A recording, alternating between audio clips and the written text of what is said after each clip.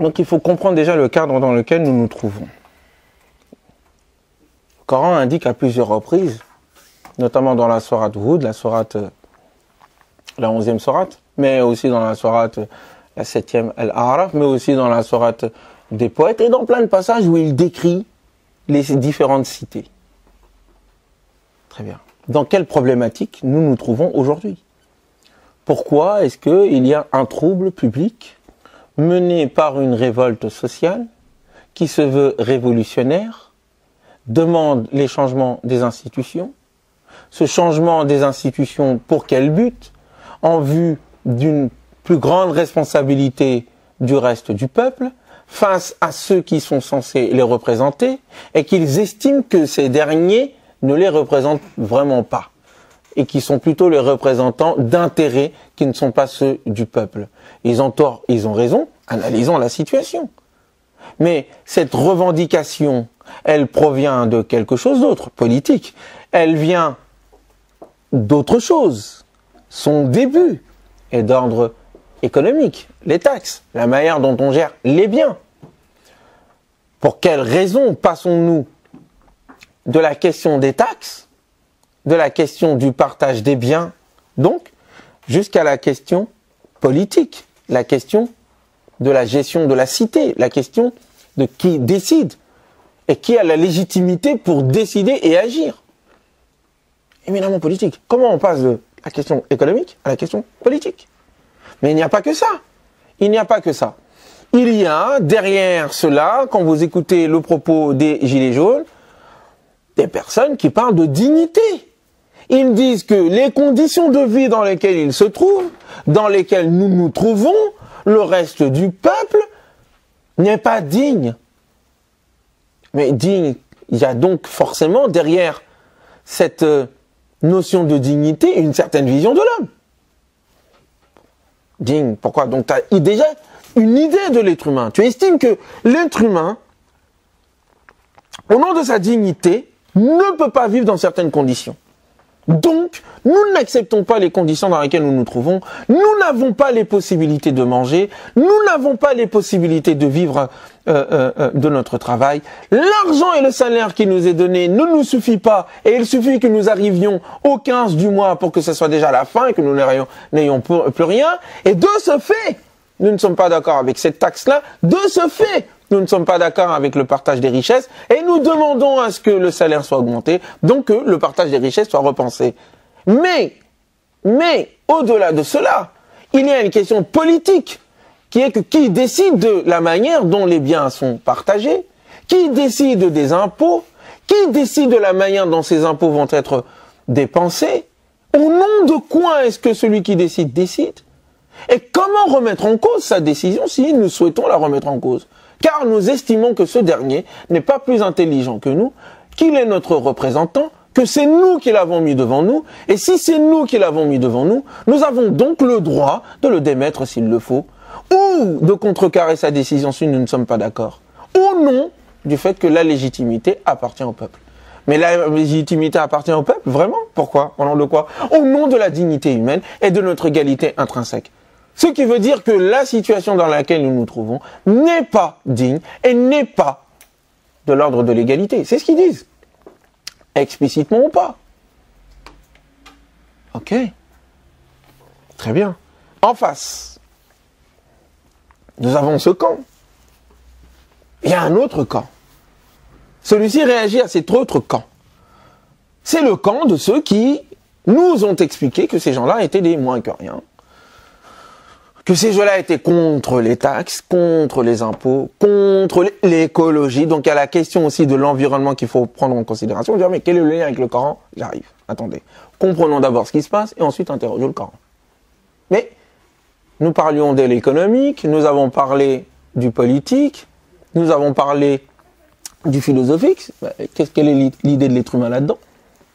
Et derrière cette question-ci, il y a la question de l'environnement, de la création, de ce qu'il y a autour de nous. Donc tous les ingrédients sont là dans leurs propos. Hein. Tous les ingrédients sont là. Très bien. En face, qu'est-ce qui se passe? Nous avons donc un groupe particulier, une minorité dans la population, mais qui se trouve quand même en tête de diriger cette dite population.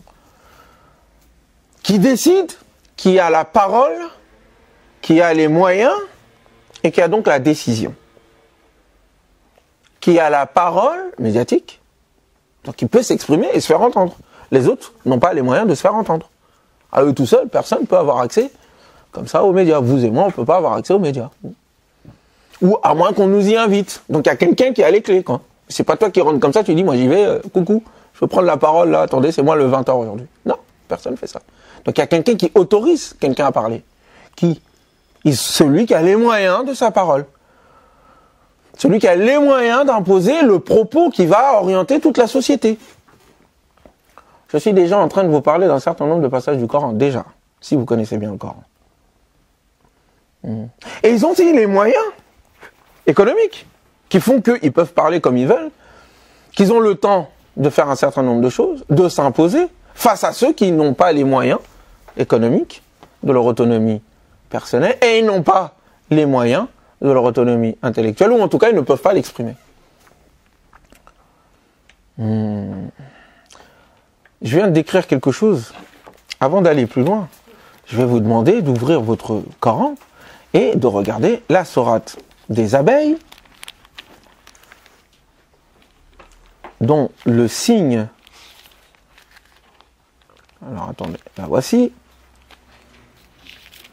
Et vous lisez le signe 71. Je pourrais monter plus haut, mais je vais venir ici. Et donc la sourate, c'est la sourate 16. Et le signe 71. Wallah est Dieu. Faddala ba'dakum ala ba'd. Fi rizqi. Dieu a donné aux uns par rapport aux autres un surplus dans la subsistance, dans le risque, dans les dons. A favorisé certains par rapport à d'autres. Famal ledina fuddilu. 71.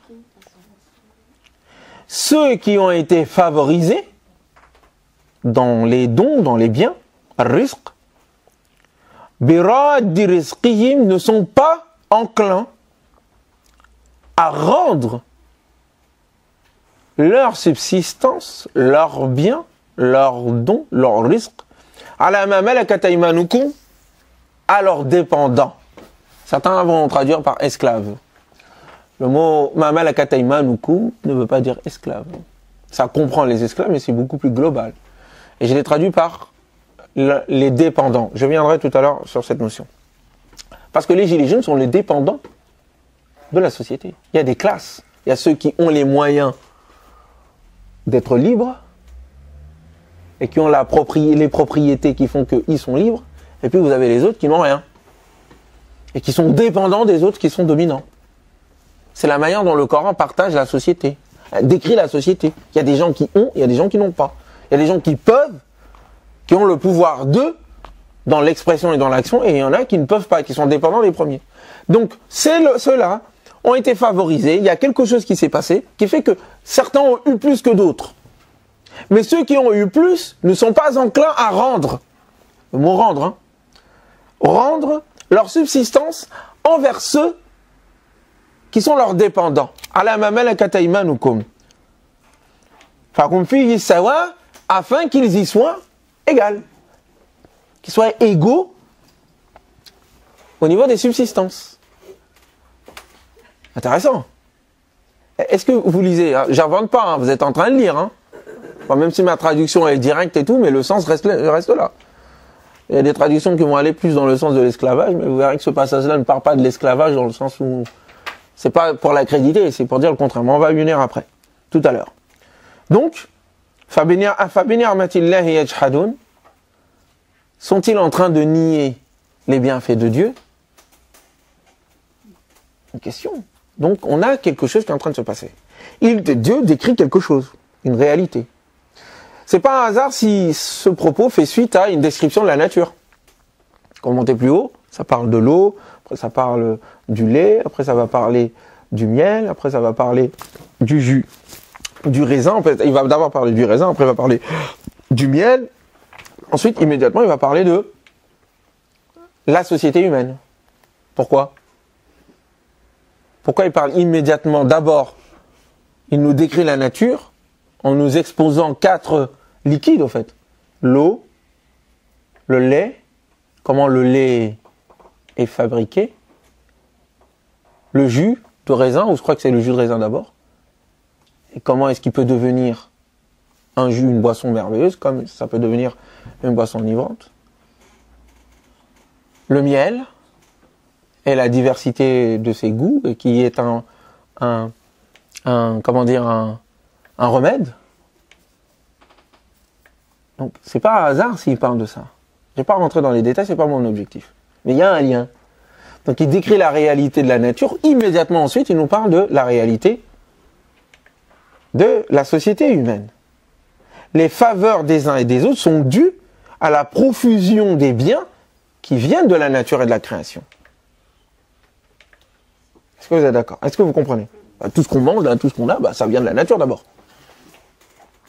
Puis la manière dont cela est réparti fait qu'il y en a certains qui ont plus que d'autres, par rapport à leur capacité, par rapport à leur intelligence. Il y en a qui ont telle capacité que d'autres n'ont pas, etc., etc. Dans d'autres passages, il indique pourquoi est-ce que cela a été fait, afin que les uns et les autres puissent, les uns soient au service des autres.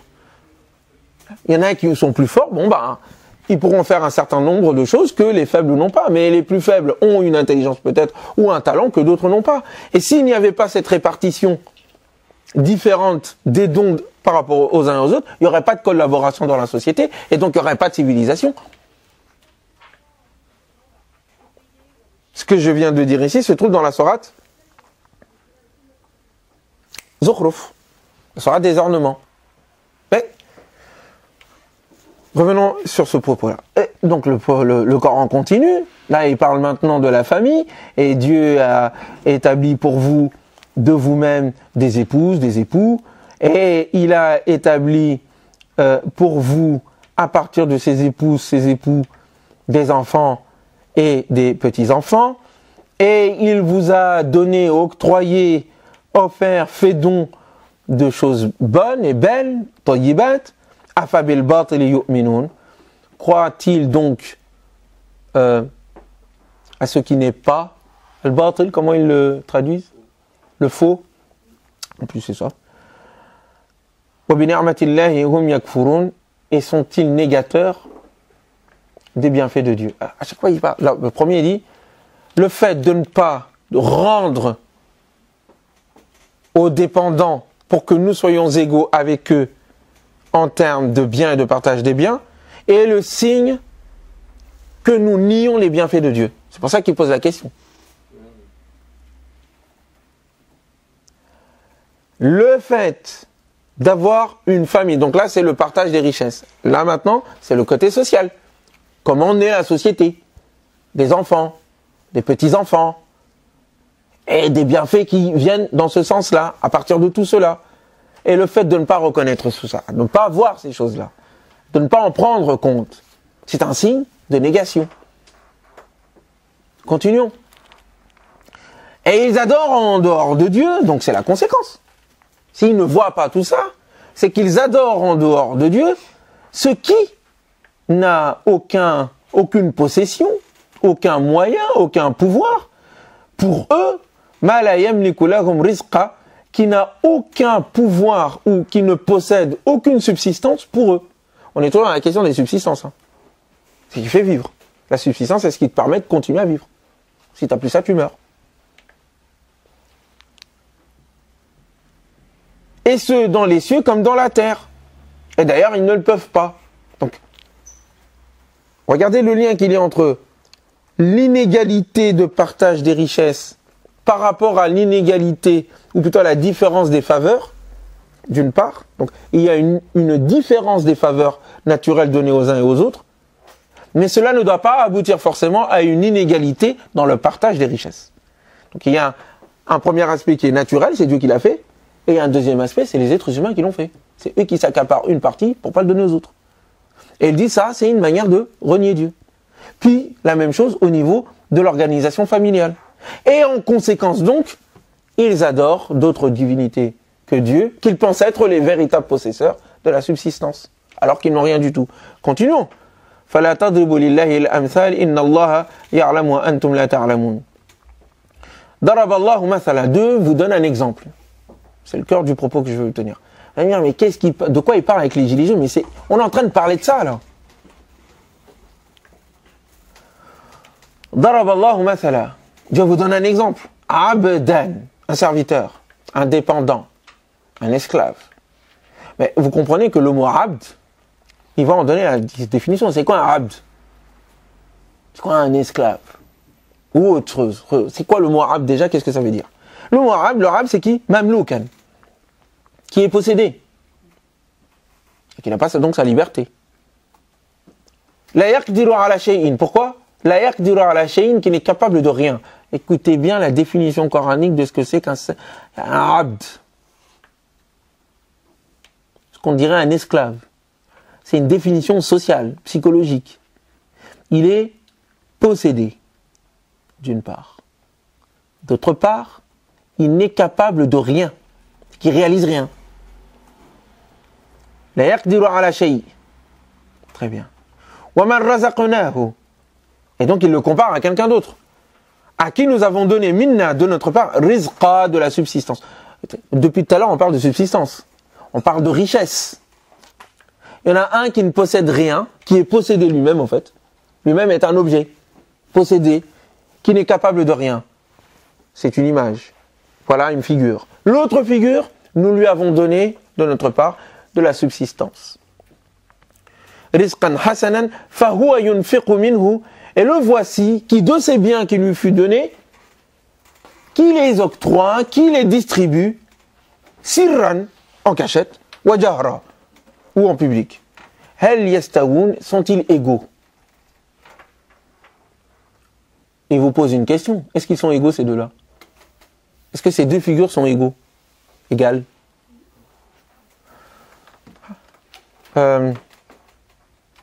Hamza et Anthony. Hamza, toi, tu es possédé. Attends. C'est juste un exemple parce que là je vous sens que vous êtes en train de dormir. C'est fastidieux. Et qu'est-ce que ça va avec les gilets jaunes? Enfin, j'essaie de vous dire qu'il faut comprendre l'écart. Le Coran nous donne des choses qui font qu'on arrive à voir la réalité, à comprendre la réalité. Toi, tu veux être un esclave ou pas? Non. Pourquoi? Bah, t'es nourri logé, mon ami. Hein. Un peu fouetté, mais c'est pas grave. Donc, tu ne veux pas être un esclave. Mais qu'est-ce qui fait que tu n'es pas un esclave? Parce que je suis libre, je peux faire ce que Mais qu'est-ce qui fait que tu es libre? je peux faire ce que je veux. Enfin, Es-tu sûr de pouvoir faire ce que tu veux? Ben oui, il n'y a personne qui m'empêche de Ah bon? faire les choses. Enfin, T'es sûr? non, Attention, là, ça arrive, là. j'ai pas 18 ans, donc... Ah ouais, d'abord déjà, bon, là, t'es pas majeur, alors. Oui, voilà. Donc t'es pas majeur, donc tu n'es pas capable de certaines choses. Oui. Donc tu ne peux pas faire tout ce que tu veux. Oui. Bah, admettons, tu as plus de 18 ans. Ah, bah... Donc, en fait, tu n'es pas majeur, donc tu es sous la tutelle de tes parents. Oui. Ok. C'est magnifique. Regardons notre ami Anthony. C'est ça, je me suis... C'est Anthony, hein, pardon. Notre ami Anthony, il a quel âge, notre ami Anthony? 22 ans. Il a 22 ans. Il est plus âgé que toi. Oui. De pas beaucoup, mais quand même. Ah non, toi, que tu as 14 ans. Donc, tu es encore vraiment très très loin, toi. Oui. Mais, lui, il peut voyager. On est d'accord? Il a des possessions, tu travailles. Tu es étudiant, mais tu as une bourse. Un peu d'argent. Très bien. Lui, il n'en a pas beaucoup. C'est normal. Très bien. Donc, il a plus de possibilités que toi. On est d'accord? Ok. Notre ami Omar. Notre ami Omar travaille dans la médecine, si j'ai bien compris. Oui. Et le métier exactement, c'est lequel? Interne en chirurgie. Alterne en chirurgie. C'est quelqu'un qui va gagner beaucoup de pépettes, Inch'Allah. Beaucoup d'argent. De chirurgie plastique. En plus, mon ami, mais là, tu vas être millionnaire. T'as intérêt à pas nous oublier quand tu seras riche. Hein. Mais lui, en plus, il vient d'Arabie Saoudite, mon ami, alors là, c'est le jackpot. Mais lui, ou d'autres personnes, ou Emmanuel Macron, notre président, ou Bernard Pinault, qui est plus puissant que notre président. Bernard Arnault, pardon. Bah, ces gens-là sont extrêmement riches. Ils peuvent faire ce qu'ils veulent. Ils ont plus de capacité que toi. Que toi, Antonin, et que moi d'ailleurs. Ils peuvent aller où ils veulent. Personne ne leur donne des ordres. C'est eux qui donnent des ordres.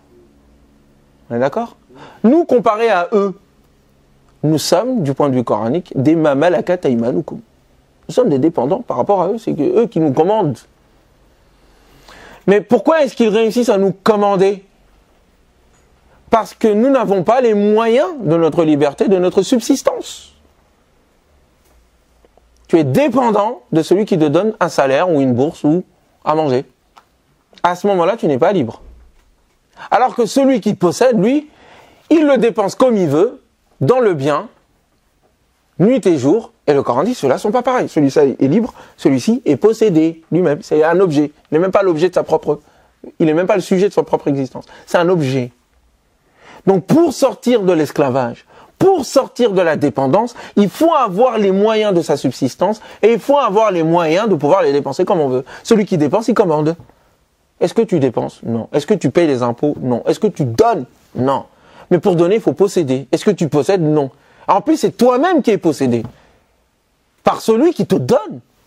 Et en étant toi-même possédé, tu n'es capable de rien, tu ne réalises rien. Continuons la parabole. Il continue, il dit « Wa daraballahu mathala » Et Dieu vous donne un autre exemple.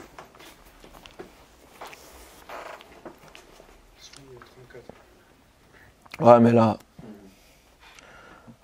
c'est pas grave, on va exposer, on continuera dehors. Daraballahu mathala, et Dieu vous donne un exemple. Rajulayn, il s'agit de deux personnes. Ahaduhuma abkam, l'un est muet. La yaqdiru ala shay'in, lui aussi, il n'est capable de rien. L'autre est possédé, il n'est capable de rien. Celui-ci est muet, il n'a pas les moyens de s'exprimer. Et donc, il n'est capable de rien. Wa huwa kallun ala maulahu, et en plus, il est complètement dépendant de son maître. Aynama yuwajjuhu, où que le maître le dirige, la ya'ti bi khairin, cela, il n'apporte rien de bien avec. Donc,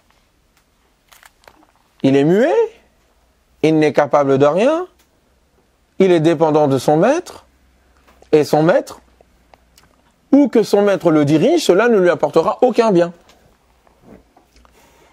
Très bien. Donc, c'est quelqu'un qui est dépendant de quelqu'un d'autre dans la direction à prendre de la vie.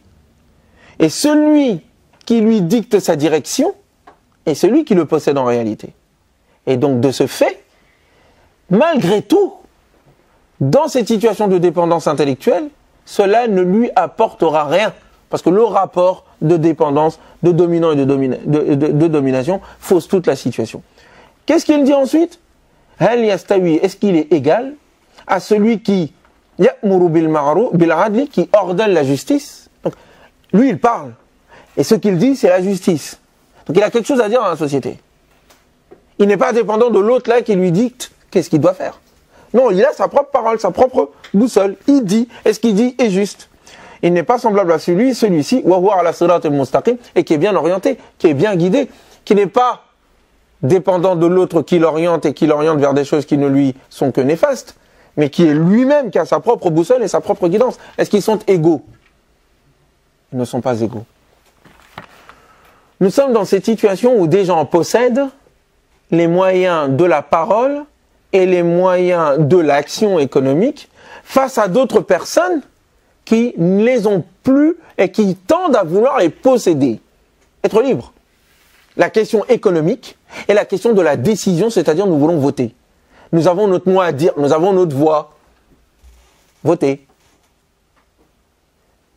Ceux-là ont la voix prépondérante parce qu'ils ont les moyens d'agir économiquement et ils ont les moyens d'imposer leur point de vue parce qu'ils possèdent 9 milliardaires possèdent 90% des médias. Cette situation de déséquilibre, c'est exactement ça que le Coran décrit. Et en plus, dans cette situation-là, pourquoi? Qu'est-ce qui se passe? Parce que ces derniers s'étant accaparés l'ensemble des richesses produites dans le pays, ne laissent que des miettes à ces derniers aux autres, qui eux sont les véritables producteurs, c'est eux qui travaillent. C'est eux les esclaves, au fait. Et donc, ils veulent récupérer leur dignité. Cette dignité, elle n'est récupérable que lorsqu'ils ont les moyens, ils auront les moyens de leur subsistance matérielle et de leur subsistance intellectuelle. Même par contre, les autres ne veulent pas partager. On parlait de partage tout à l'heure. Ce propos coranique qui décrit de façon parabolique une situation de déséquilibre dans la société et les moyens pour pouvoir rééquilibrer tout cela, c'est-à-dire la parole de justice et la guidance qui est donnée à tout le monde, et les possessions, les biens qui sont dépensés dans la société, c'est ce qui rend ensuite les gens libres. Si par contre, de l'autre côté, ceux qui sont les possesseurs ne sont pas enclins à partager les biens, et cela est le signe d'une négation de Dieu, d'une négation des bienfaits de Dieu. C'est parce qu'ils ne se rendent pas compte que ce qu'ils ont est issu des bienfaits de Dieu et qu'ils pensent que ces bienfaits sont de leurs propres fruits et donc ils décident de dire qu'au fond, ils font ce qu'ils veulent de ces biens et qu'au fond, c'est le fruit de leur transpiration, de leur sueur.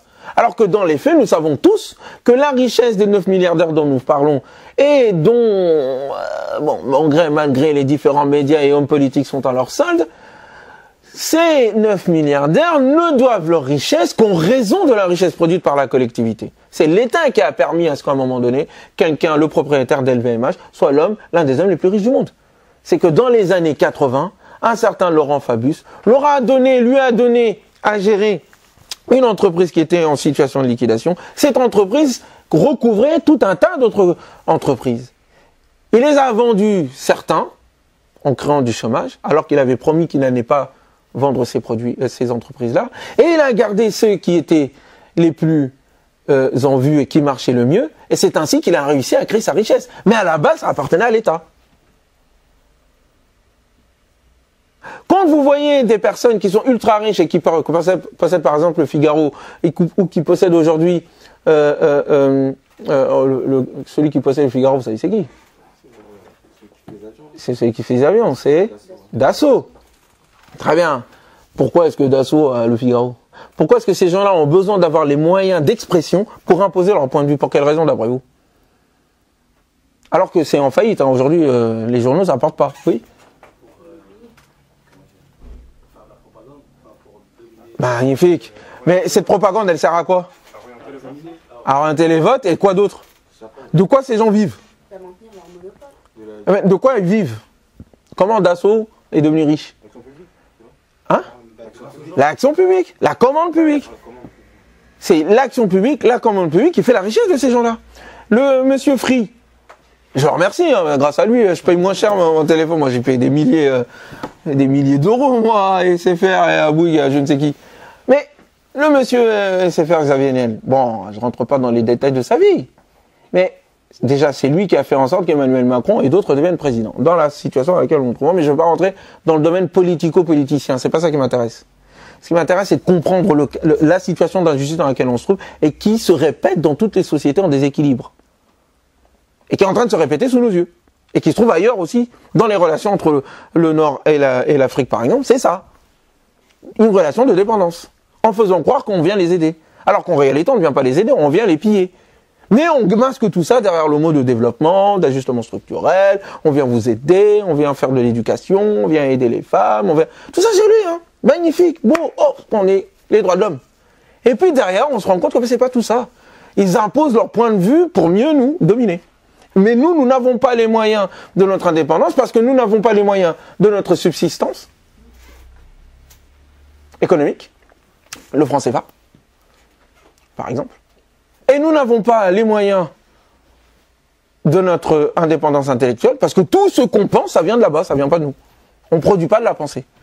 On n'a pas notre mot à dire. Le mot à dire, ouais, t'as pas ton mot à dire, il est muet. Hein? Muet en rapport avec... ouais. Exactement. En fait, c'est deux choses qui permettent à quelqu'un d'être libre. Ce qu'il dit et ce qu'il mange. Ce qui lui permet de ne pas avoir besoin. On a des besoins primaires. Il faut manger, il faut dormir, il faut avoir un toit. Si on n'a pas de toit, on n'a pas de quoi manger, ou alors on est dépendant de celui qui nous donne de quoi manger, de quoi boire, nous ne sommes pas libres.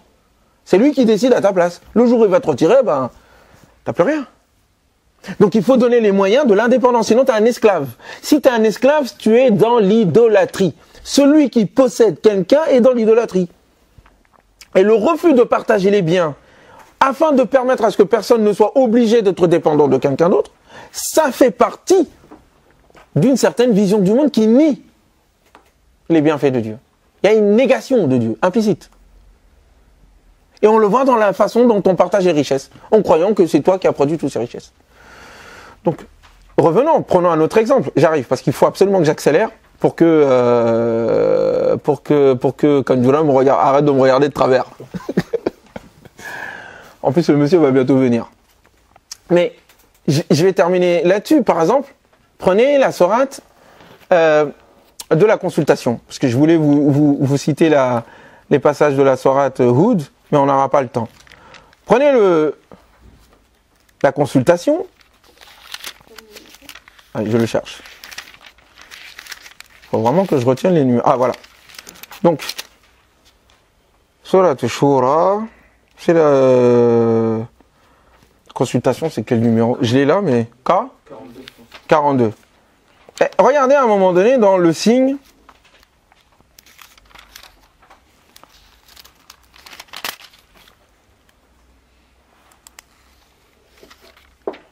Ah. Elle est là.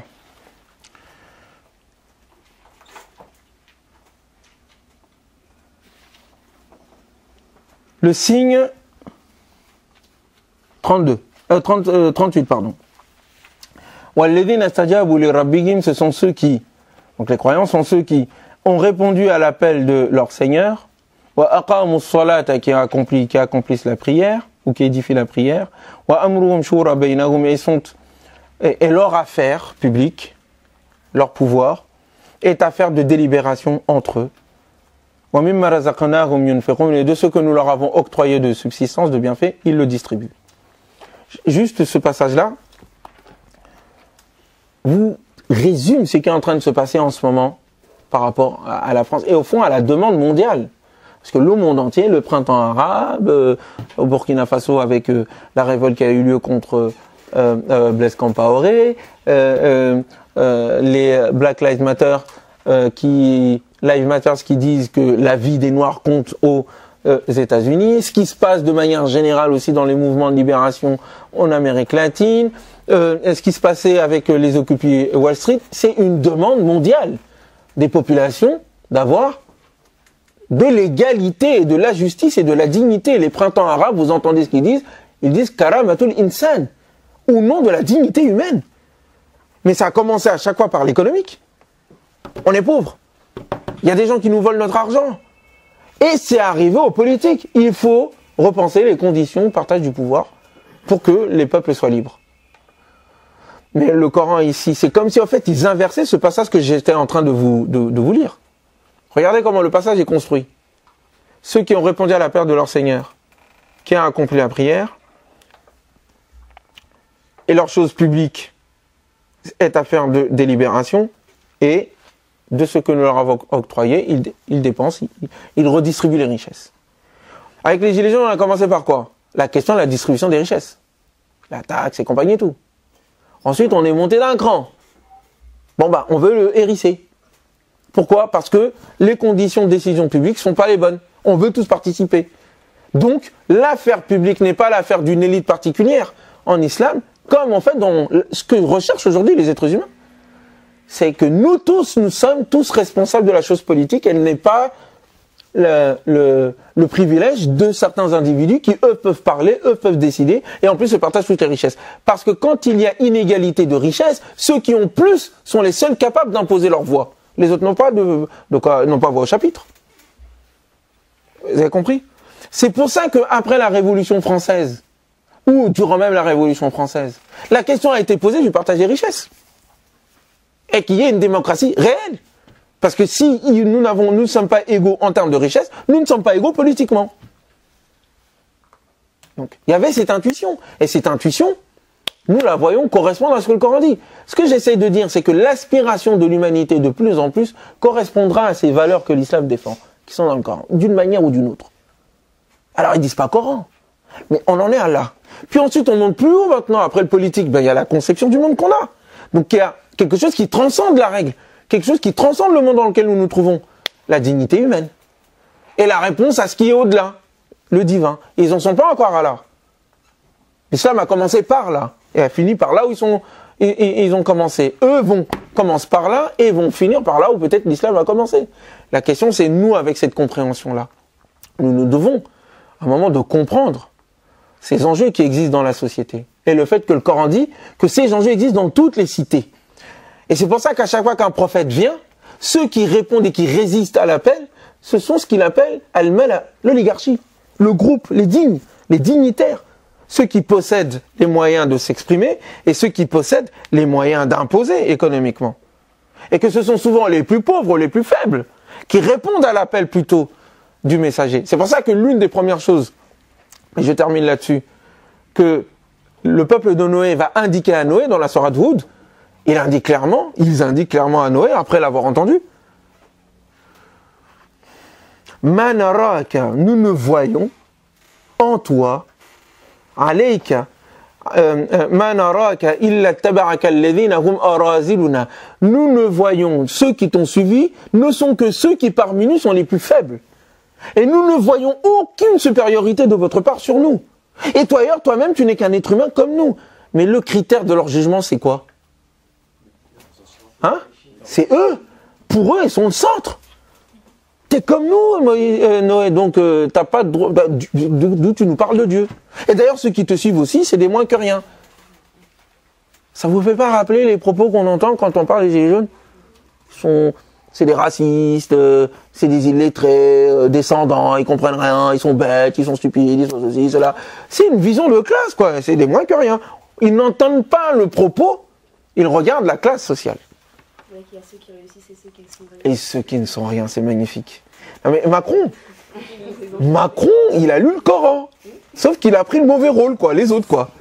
Mais c'est magnifique, ceux qui ne sont rien.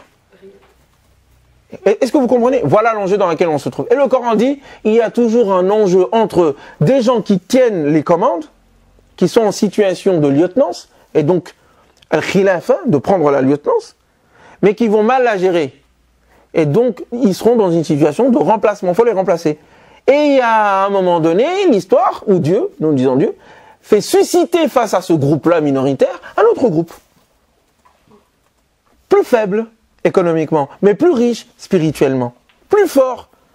Même physiquement, tu vois, c'est des gringalets, ceux qui nous commandent. Ils sont tout maigres. Ils mangent pas, tu sais pas ce qui se passe. Alors que les autres, ils sont costauds, ça va, Mais, même physiquement, on voit la différence. Les uns sont destinés à remplacer les autres. Et toute l'histoire du point de vue coranique, entre autres, il n'y a pas que ça, mais entre autres, n'est que l'interaction entre ces deux groupes qui se transposent dans toutes les histoires, dans toutes les sociétés, dans toutes les cités. Et qu'il y a nécessité de rééquilibrer. Et que la vision de l'islam, c'est de permettre à un moment donné qu'il y ait une véritable égalité à travers une véritable politique de partage des richesses et de dispersion, ou plutôt de partage des connaissances. C'est parce que tout le monde a la connaissance que tout le monde peut participer. C'est parce que tout le monde a les moyens de vivre que tout le monde peut ne pas être esclave de quelqu'un. Et du coup, on collabore. Je ne suis pas dépendant de toi. Donc quand je travaille avec toi, je collabore avec toi. On travaille ensemble. Mais je ne suis pas sous ta domination parce que j'ai besoin de toi. Vous comprenez? Mais ça, tout ce que je suis en train de dire, ça a des conséquences politiques. Ça a des conséquences philosophiques. Ça a des conséquences écologiques. Mais je n'ai pas le temps de les détailler ici. C'était juste pour vous montrer que il suffit de comprendre comment le Coran dessine les choses, clairement, on le voit. Ensuite, les transposer à notre réalité. On voit tout de suite, ah, mais ça parle de ça. Et comme Najwa vient de le faire, elle a immédiatement saisi et puis elle est partie prendre quelque chose dans la réalité. Notre président de la République, et il y en a qui sont rien. Extraordinaire. Mais tu vas pas chercher Emmanuel Macron dans le Coran. C'est pas ça. Tu vas chercher l'exemple d'Emmanuel Macron dans le Coran. Ça représente ça. Et ça, Pharaon, quand le Coran parle de Pharaon, comment? Oui, les détenteurs du pouvoir. Mais ça existe dans toutes les sociétés. Donc il nous décrit la société humaine. Et ce qu'il faut faire, et quel est le problème? D'où vient l'inégalité des richesses? Ce n'est pas une fatalité naturelle. C'est un partage politique. Ça a été voulu comme ça. Pourquoi? Parce que c'est dans l'intérêt de certains. Et ceux qui subissent ça, quand ils prennent conscience de ça, là, ils commencent à se dire, ah ben, c'est pas possible. Et le fondement de cela, c'est la foi. Quand on a foi en Dieu, on a foi en l'homme. Quand on a foi en l'homme, on n'accepte pas certaines conditions. On ne peut pas accepter. On ne peut pas accepter. C'est pour ça qu'ils se lèvent et disent, on ne peut pas accepter. Je travaille et j'ai pas de quoi vivre. Je suis en train de mendier. J'en peux plus.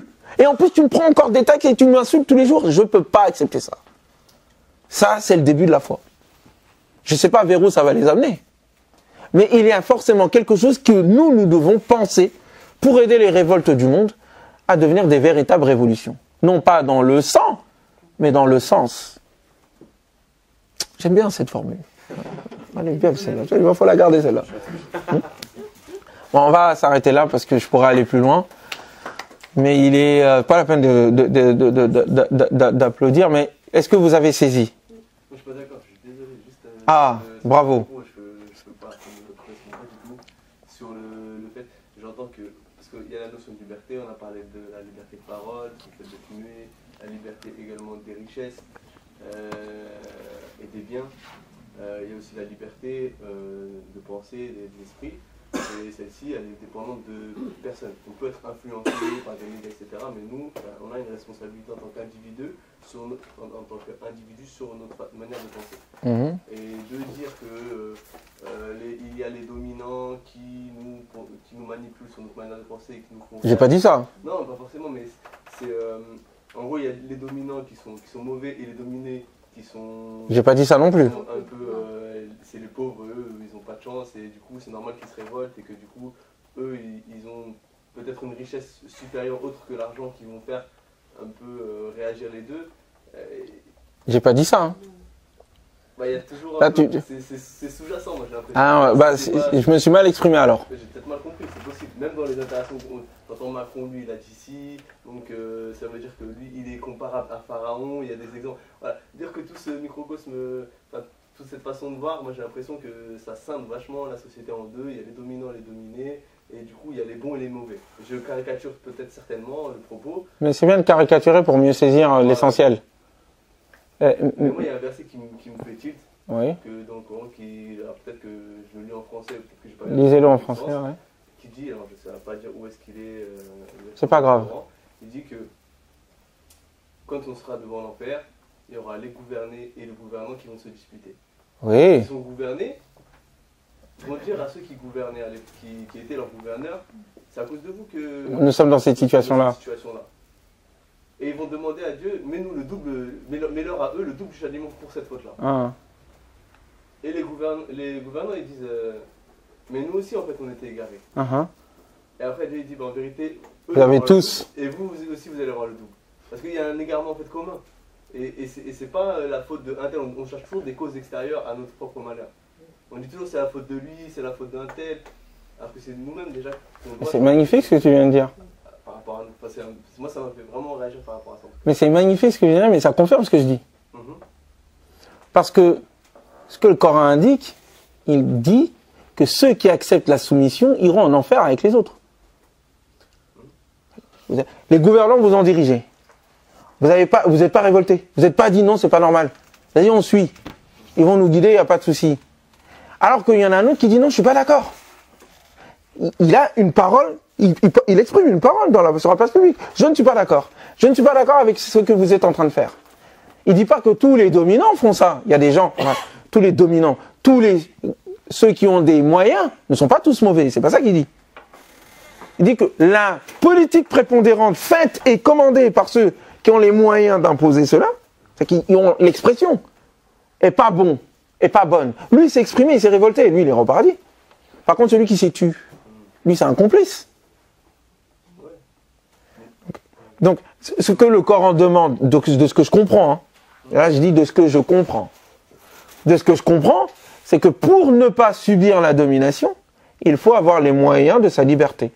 Les moyens de sa liberté, c'est le fait de ne pas être dépendant de quelqu'un quant à ce que l'on mange, de ne pas être dépendant de quelqu'un quant à là où on vit, et de ne pas être dépendant de quelqu'un quant à ce que l'on pense.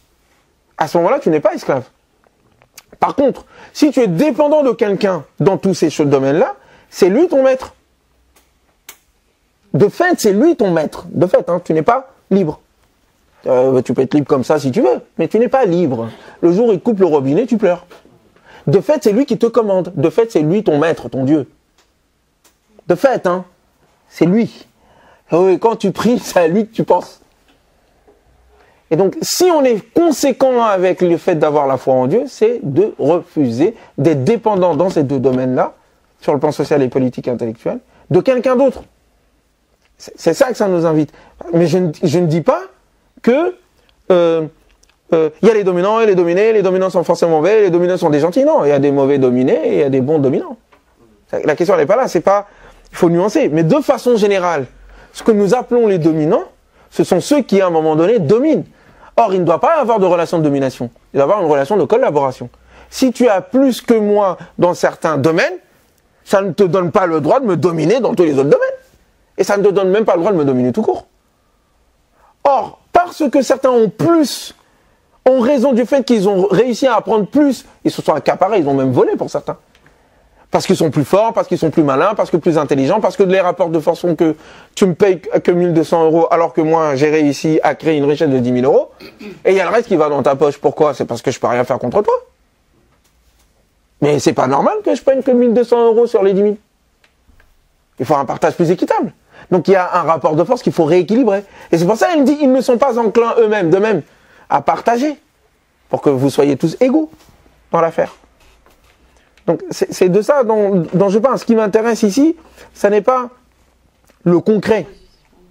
Le concret, vous pouvez, peut-être que j'interprète mal, hein, et peut-être que les exemples que je prenne sur le gilet jaune et compagnie, c'est une mauvaise application. Peut-être, hein. Et peut-être que d'ailleurs les gilets jaunes, comme certains le disent, c'est pas un véritable mouvement de libération, c'est un mouvement contrôlé par la Russie, et ce sont tous des racistes et des islamophobes. Ah bah, c'est peut-être vrai, hein. Moi, c'est pas l'impression que j'ai. Mais peut-être c'est vrai. Donc, cet exemple, vous direz, bon là, Ousmane, là, il a déliré, on met ça de côté. Mais par contre, le cadre conceptuel coranique que je viens de vous décrire, ça reste valable. C'est de ça dont je parle. Après, l'application, je peux faire une erreur. Mais ce que j'essaie de vous dire, c'est, selon moi, ce qui se passe avec les Gilets jaunes, c'est de cet ordre-là. C'est qu'il y a une remise en cause qui reprend mot pour mot les passages du Coran. C'est ça qui m'intéresse. Il commence par l'économique, il parle de la démocratie et du fait qu'on doit être égaux dans les décisions publiques, et il parle de la dignité humaine, c'est-à-dire d'une conception de l'homme. C'est tout ce que je veux dire pour l'instant. Et qu'il y a une tension entre ceux qui subissent la décision des autres, qu'ils refusent, et ceux qui veulent maintenir cette décision, cet ordre des choses. Parce qu'il y a en face des gens qui envoient l'armée, qui envoient la police. Est-ce que vous comprenez? Il y a Pharaon et son armée. J'ai pas dit que Macron était Pharaon. Il a quand même été élu. Et il dit pas qu'il est Dieu. Est-ce que vous saisissez? Voilà. C'est juste ce parallèle que j'essaye de faire. Ce qui me choque parfois, c'est dans nos sociétés modernes, donc notamment quand on va aux États-Unis, le fait de dire qu'en fait les gens qui sont dans une certaine situation, c'est de leur faute. Et que nous, ou les autres, en tout cas, si nous, on a réussi, c'est parce qu'on... Et ça, c'est vraiment ça. C'est-à-dire qu'on impute notre succès ou tout à nous-mêmes. Et que tant pis pour les autres, ils n'avaient qu'à se lever plus tôt. Moi, je l'entends, parfois, ils n'avaient qu'à se lever plus tôt, ils n'avaient qu'à faire ci, faire ça. Et ça, pour moi, c'est... Si les Noirs sont pauvres, c'est à cause d'eux-mêmes. Donc, ils n'ont qu'à... Et en fait, je pense que je comprends un peu, c'est que si on s'arrête au fait que qui on est, ce qu'on a, c'est grâce à nous-mêmes, on peut pas avoir on peut pas le partager en fait, parce qu'on se dit bah c'est à moi. Exactement. Seulement grâce à moi, donc je le garde. Et c'est pour ça qu'il dit, et il nie les bienfaits de Dieu. Voilà, il pense que c'est lui. Ça vient de lui. Bah, effectivement, comme vous venez de le dire, si ça vient de moi, je fais ce que je veux avec. J'ai pas envie de payer des impôts. Pourquoi je paye des impôts? Pour moi, hein, c'est pas que c'est Pharaon, mais quand il dit qu'il y a des moins que rien, lui il vient de la finance, et moi j'ai travaillé dedans, en fait, c'est comme ça, c'est que nous, l'argent qu'on a, on l'a mérité. C'est nous qui l'avons produit, et puis on le garde pour nous, et c'est entre nous, et puis les autres, bah, tant pis pour eux. Sauf qu'ils ne se rendent pas compte, on se rend pas compte en fait que cet argent, c'est de la manipulation. Parce que ça a été produit par des gens quand même. Bien sûr, et puis surtout, c'est de la spéculation à un niveau... voilà, bref. Non, mais en fait, c'est ça qui m'intéresse. C'est pas tant la réponse que je donne. C'est que vous dites, ah, tiens, le Coran dit quelque chose, c'est pas pour le ciel. C'est pour nous là. Ah, l'exemple Macron, les gilets jaunes, mais j'ai parlé de l'Afrique à un moment donné, j'ai parlé du franc CFA, j'ai parlé des Black Lives Matter aux États-Unis, j'ai parlé de l'Amérique latine, du printemps arabe. Monsieur m'a dit non, mais il faut nuancer quand même parce que voilà, au jugement dernier, moi j'ai même pas parlé du jugement dernier. Au jugement dernier, il y aura les gouvernants et les gouvernés. Et donc ils vont tous aller en enfer. Ah bah, oui, effectivement, il y a des gens qui se soumettent à ça, il y a des gens qui veulent pas. C'est ça que je veux. C'est quand vous lisez le passage, immédiatement vous essayez de l'appliquer. Dans votre compréhension, dans votre vie, de ce que vous voyez. Si le Coran parle de ça, c'est que c'est atemporel. Sinon, il ne l'aurait pas mis. C'est que c'est universel, ça parle à tout le monde normalement. C'est juste ça. Est-ce que vous comprenez? Bon. On va s'arrêter là, parce que je crois que le monsieur est là.